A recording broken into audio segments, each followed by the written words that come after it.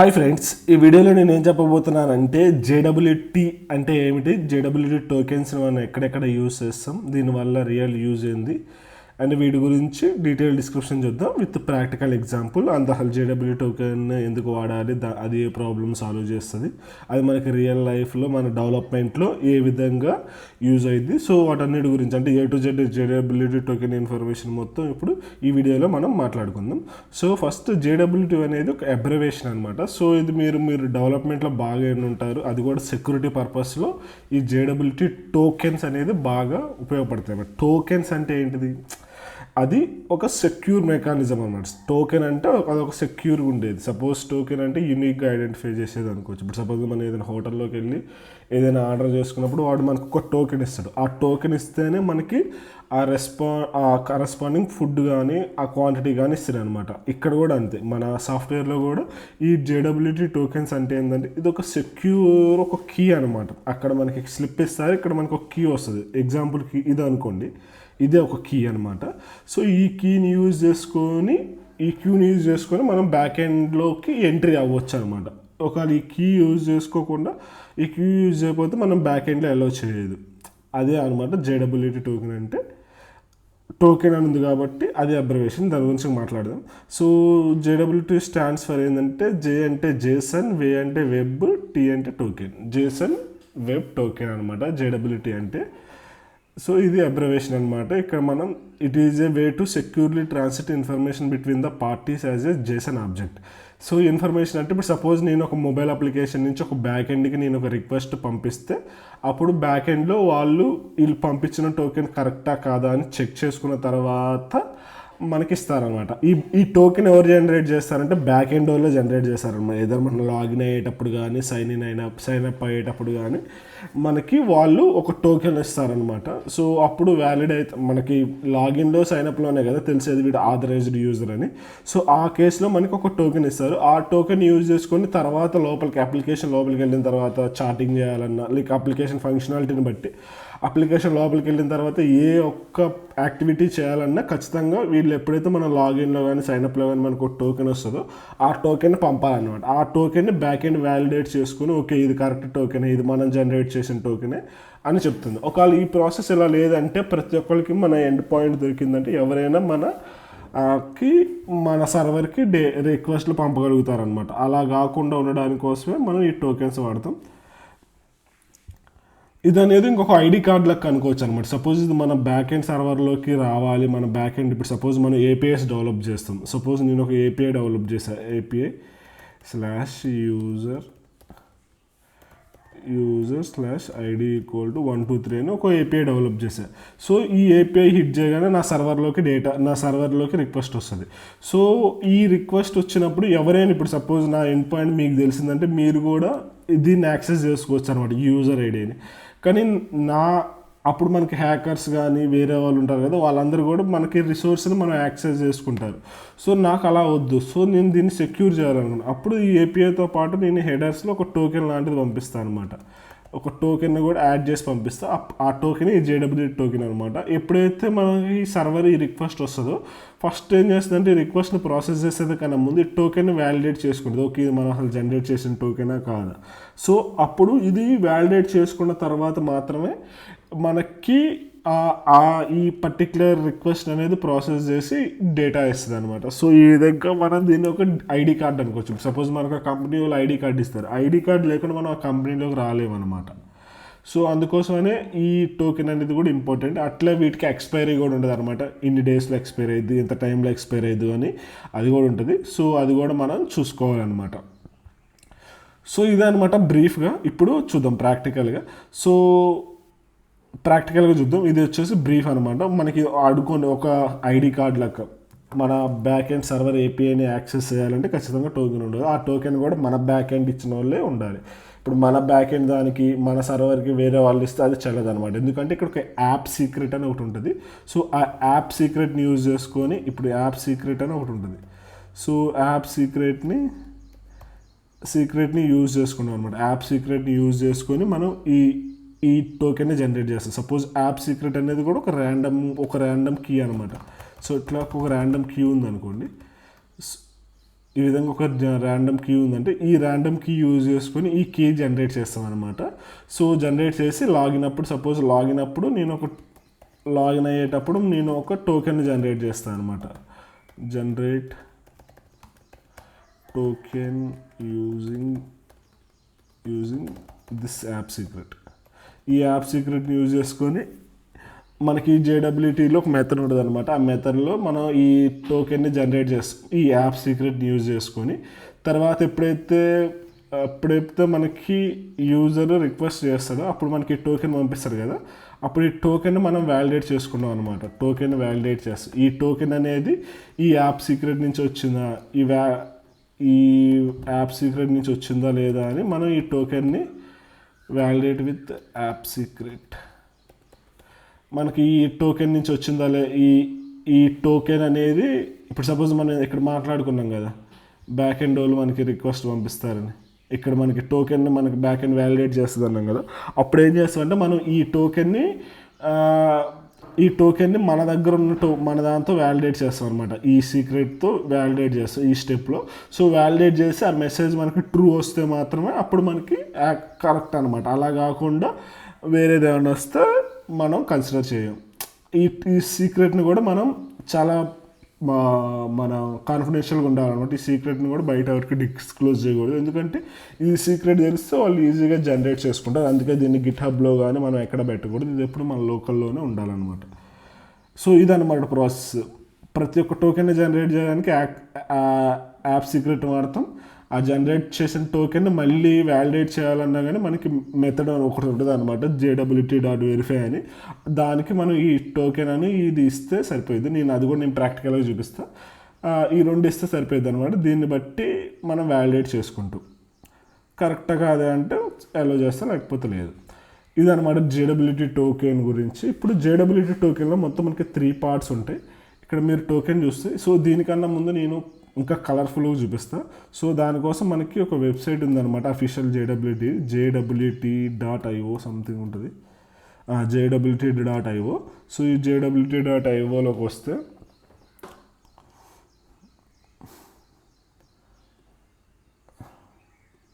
So ఇది మనకి official website అనమాట JWT వాళ్ళది.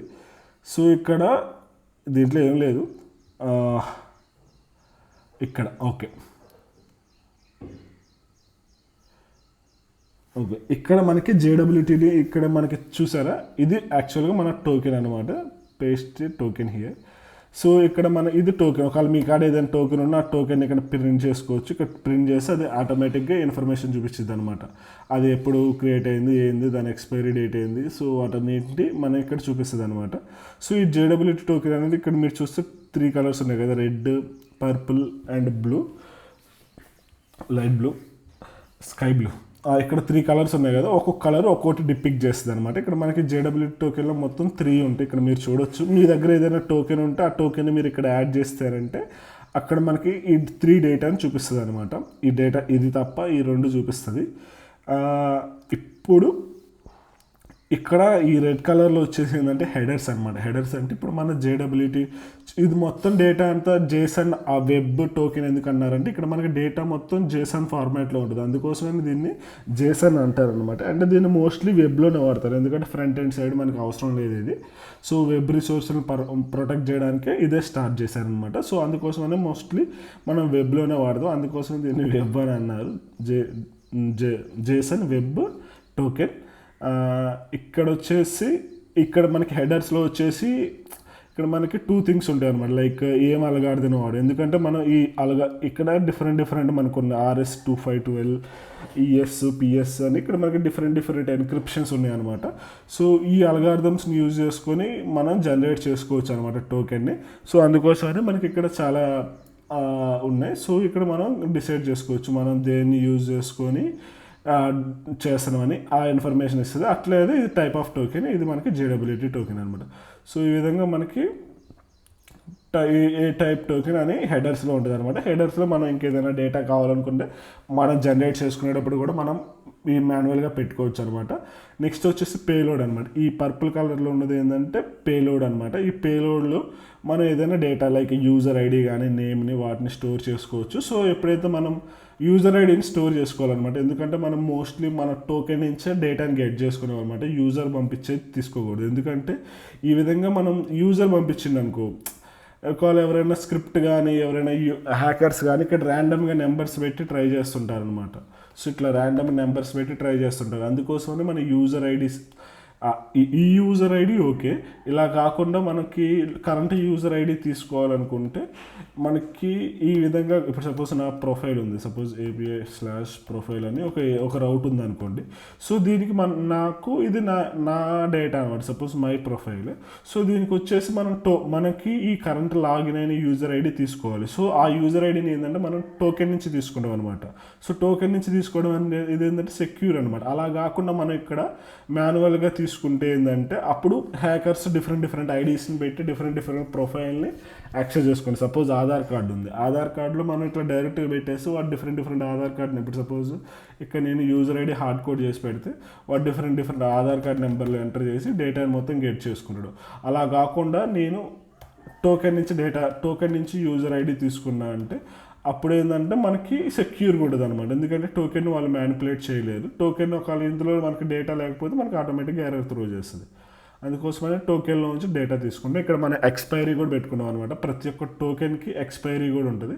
ఇక్కడైతే లేదు, కానీ మనకి sample JWT token generate.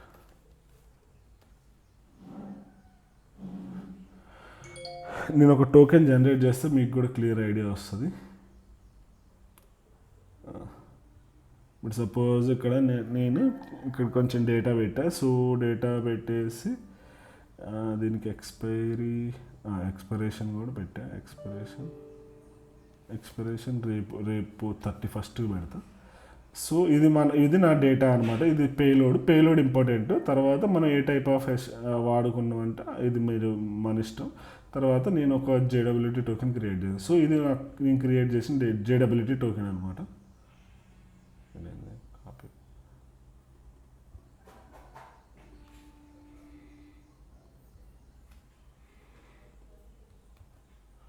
So ఈ టోకెన్ వచ్చేసి నేను ఇక్కడ పేస్ట్ చేశాను.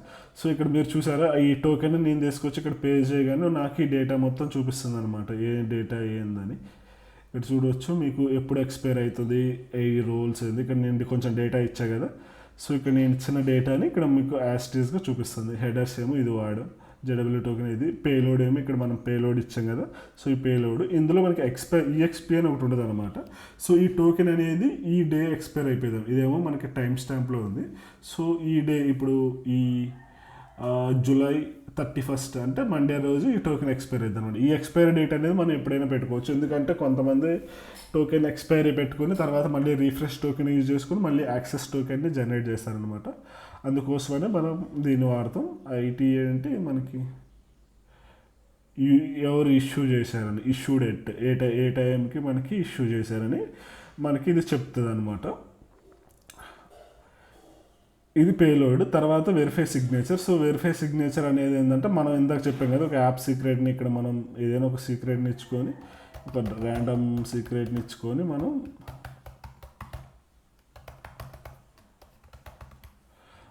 ఇక్కడ మనం ఒక టోకెన్ని జనరేట్ చేసుకోవచ్చు అనమాట. ఇప్పుడు ఈ టోకెన్ అనేది మన ఈ సీక్రెట్ని బట్టి జనరేట్ అయిందనమాట. సో ఈ విధంగా మనం ఒక కొత్త సీక్రెట్ని క్రియేట్ చేసుకోవచ్చు. అదే అనమాట వెరిఫై సిగ్నేచర్. అదే ఇన్ఫర్మేషన్ ఇక్కడ కూడా ఉంటుంది. నేను డీటెయిల్స్ కూడా రాసా. హెడర్స్లోనేమో మనకి ఎటువంటి హెడర్స్ ఉంటుంది. తర్వాత ఏమో వీటిని మనం క్లెయిమ్స్ అంటాం అనమాట. పేలోడ్లో ఉండే వాటిని ఇక్కడ ప్రతిదాన్ని ఒక క్లెయిమ్ టైపు, క్లెయిమ్ వాల్యూ అంటాం. సో ఆ క్లెయిమ్ టైప్ని, క్లెయిమ్ వాల్యూని మనం ఆ డేటాని పెట్టుకుంటాం అనమాట.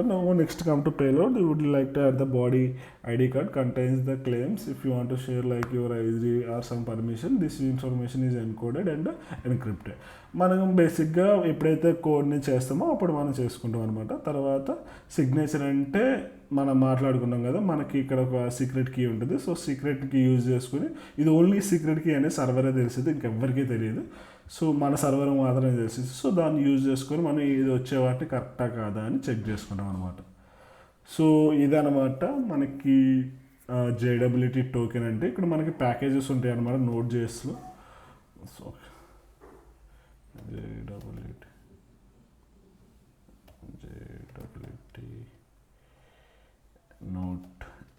JWT NPM. సో మనకి జేసన్ వెబ్ టోకెన్ అని ఒక ప్యాకేజ్ ఉంటుంది. సో ఈ ప్యాకేజ్ని మనం యూజ్ చేసుకొని ఇక్కడ మనం చూసారు ఇక్కడ సైన్ ఇన్ అంటే మనకి టోకెన్ వస్తుంది అనమాట. సో ఇది వచ్చేసి మన పేలోడ్, మనం ఇందాక మాట్లాడుకున్న పేలోడ్.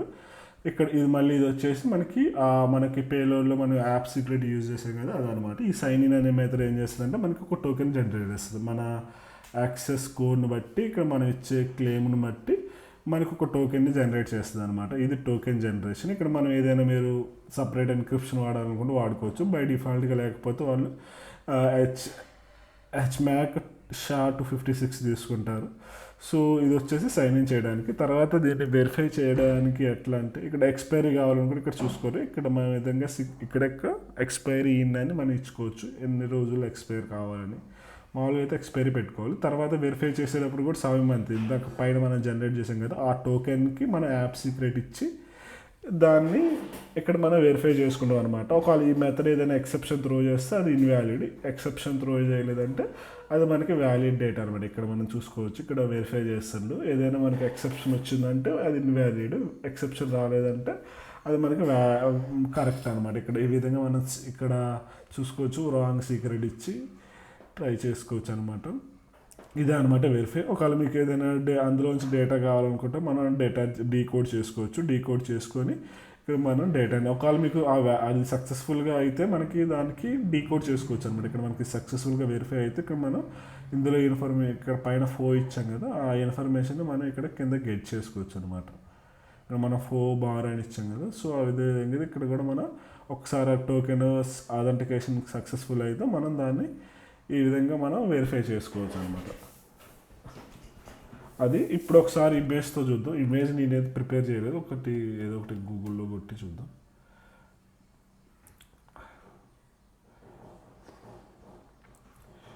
ఇది ఈ వెబ్సైట్ వాళ్ళది క్రెడిట్స్, నాదేం కాదు. ఇది ఓపెన్ న్యూ ట్యాబ్.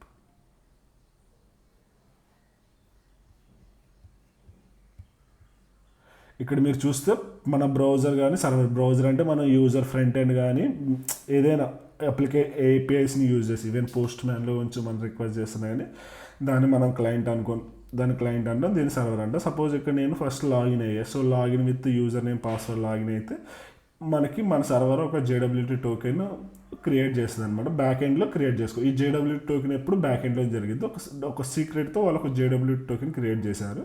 మళ్ళీ ఆ టోకెన్ని నాకు బ్రౌజర్లో పంపించారు. సో ఈ టోకెన్ని నేను లోకల్లో స్టోర్ చేసుకుంటాను, లైక్ క్యాచీలో కానీ లోకల్ షేర్డ్ ప్రిఫరెన్స్ అలాంటి వాటిలో నేను స్టోర్ చేసుకుంటా. తర్వాత నేను ఒక రిక్వెస్ట్ పంపిస్తాను సర్వర్కి, లైక్ ప్రొఫైల్ ఇన్ఫర్మేషన్ కావాలో ఏదో అని. అప్పుడు నేను ఈ JWT టోకెన్ కూడా పంపిస్తాను అనమాట. ఈ హెడర్స్లో బ్యారియర్ అని పెట్టేసి దాంట్లో నేను ఈ JWT టోకెన్ యాడ్ చేసి కూడా పంపిస్తాను. సో పంపించినప్పుడు ఫస్ట్ బ్యాక్ ఎండ్ చెక్ చేస్తుంది అనమాట. ఈ JWT టోకెన్ వాళ్ళ దగ్గర ఉన్న యాప్ సీక్రెట్ ఏదైతే క్రియేట్ చేసిందో ఆ యాప్ సీక్రెట్తో ఉందా లేదా అని చెక్ చేస్తుంది. ఒకవేళ ఉంటే అది వ్యాలిడేట్ చేస్తుంది, ఒకవేళ లేకపోతే ఎట్లా పంపిస్తుంది, ఒక రెస్పాన్స్ పంపిస్తుంది. రెస్పాన్స్ అనే దాంట్లో ట్రూ అయినా పంపొచ్చు, ఫాల్స్ అయినా పంపొచ్చు. అంటే ఒకవేళ వ్యాలిడ్ అయితే ప్రొఫైల్ ఇన్ఫర్మేషన్ పంపించేది, ఇన్వాలిడ్ అయితే ఎర్రర్ త్రో చేసేది, invalid you don't have access అని సంథింగ్. సో ఈ విధంగా మనకు ఫ్లో వర్క్ అయింది అనమాట. టోకెన్ వస్తుంది ప్రతి ఒక్క రిక్వెస్ట్కి, ఏ రిక్వెస్ట్ సర్వర్ చేసినా కానీ ప్రతి ఒక్క దానికి మనకి టోకెన్ అనేది ఇంపార్టెంట్. టోకెన్ అనే దాన్ని తీసుకోకుండా వీళ్ళు పంపించాను అనమాట. So website image credits goes to this website. అంతే. ఇంకా మీకు JWT టోకెన్ గురించి ఏదైనా ఇష్యూస్ కానీ ఏదైనా డౌట్స్ కానీ ఉంటే కింద కామెంట్ సెక్షన్లో కామెంట్ చేయండి, నేను హెల్ప్ చేయడానికి ట్రై చేస్తాను. Thank you. Happy coding.